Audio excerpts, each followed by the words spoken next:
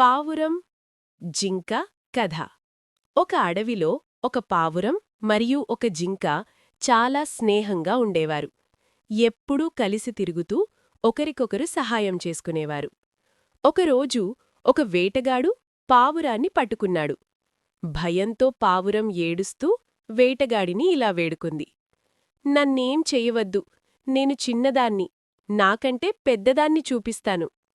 వేటగాడు దయ చూపించి, సరే చూపించు అని పావురాన్ని వదిలేశాడు. పావురం ఎగురుకుంటూ వెళ్ళింది.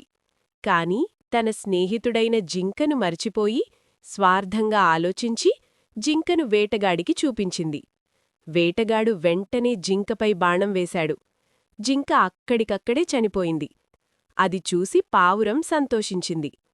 కాని మరుసటి రోజు అదే వేటగాడు మళ్లీ పావురాన్ని పట్టుకున్నాడు.